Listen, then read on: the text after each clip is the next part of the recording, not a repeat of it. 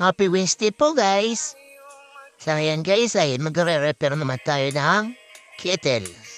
Ang problema nito guys ay tulad din dati sa una natin na ginawa dati. Ayaw mag-power.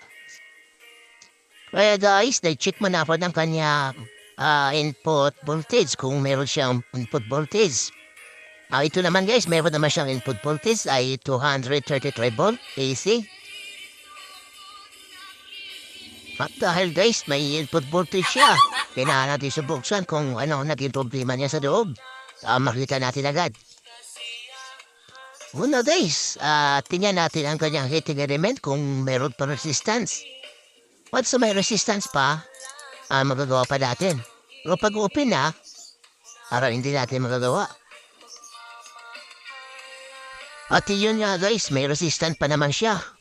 Ibig sabihin, may ibang problema to. Double check natin mamaya yung kanyang switch. At lilisin na rin natin guys yung kanyang thermostat. Baka pa silang madumi kaya nag-stop up.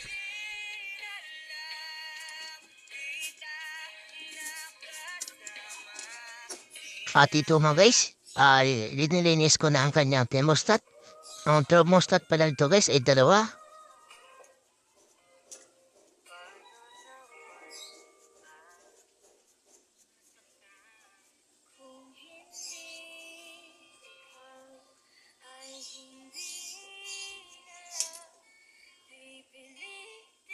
At ito yung kanyang thermostat guys, malinis na.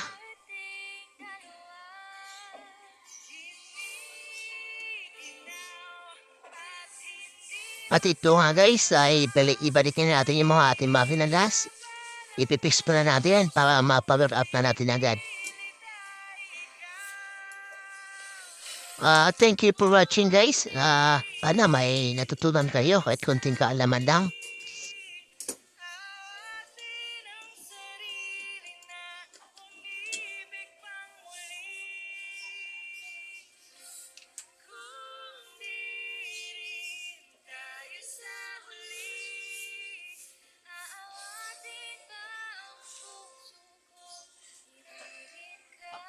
Pagkatapos ito guys ay power up na natin kung effective ang ating mga ginawa.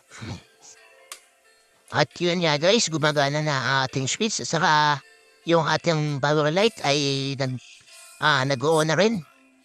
At ito na guys, talagyan na natin ng tubig para madarira na talaga kung 100% working na talaga siya.